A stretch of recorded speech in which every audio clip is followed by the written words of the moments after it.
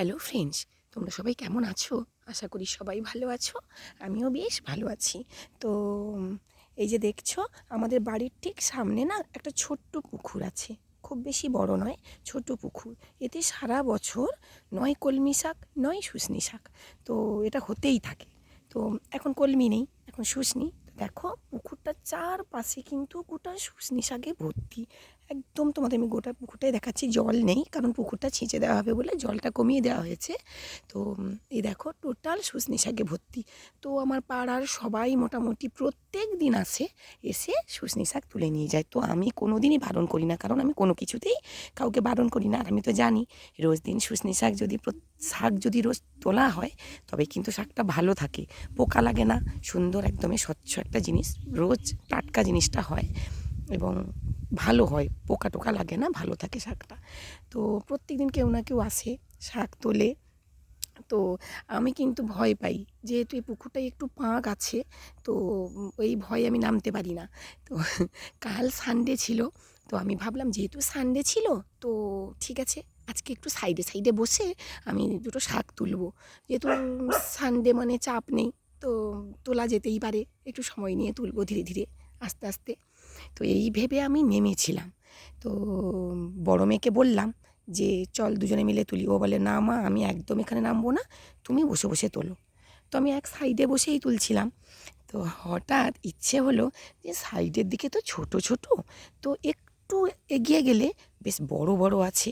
তো রোজ তারা তুলতে আসে, তো বড় বড় শাকগুলো কেন রেখে দিয়ে চলে যায়, সাইডের এই ছোট ছোট শাকটাই রোজ রোজ কেন তোলে? তো তখন ব্যাপারটা বুঝে উঠতে পারিনি। তো আমি কি করলাম, সাইডের দিকে কম কম ছিল, যেহেতু রোজ রোজ তুলছে, তো সেই জিনিসটা হচ্ছে একটু একটু ছোট ছোট। তো আমি বলি না না, তাহলে ছোট ছোট কেন তুলবো, একটু নেমে যাই নিচে।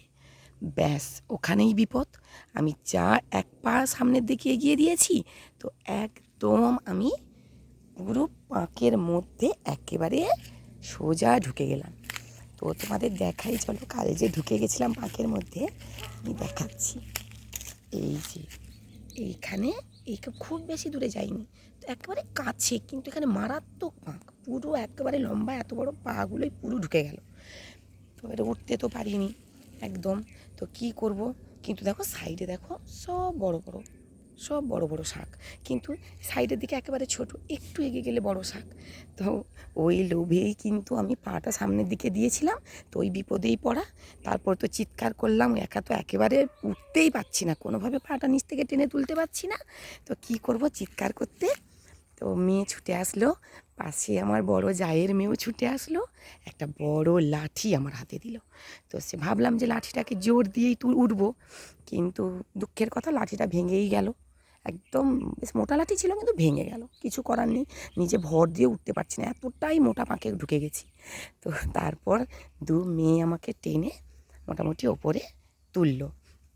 তো যাই হোক, এর থেকে মানুষ, আমি এইটুকু বুঝতে পারলাম না যে সাইডে সাইডে রোজই এসে তারা তুলে নিয়ে যাচ্ছে, কিন্তু বড় বড় শাকটা কেন সাইডে একটু দূরে থেকে যাচ্ছে, তারা তুলছে না। এই কারণেই ওরা তোলেনি, কারণ ওরা জানে যে একটু পাটা সামনের দিকে দিলেই ওরা বিপদে পড়বে।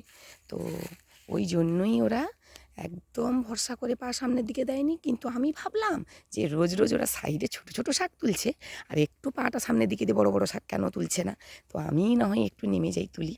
কিন্তু আমি তো বিপদে পড়ে গেছিলাম। তো সত্যিই বিপদ, মানে একেবারেই অনেকটা পাঁকে ঢুকে গেছিলাম। তো টেনে ওরা, সত্যি আমার দুটো মেয়ে টেনে আমাকে তুলেছে।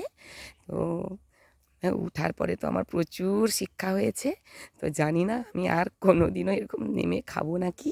তো এই তো, নিজের বাড়ির পুকুরে হয়েছে, তো যাই হোক, লোভ তো একটু হবেই।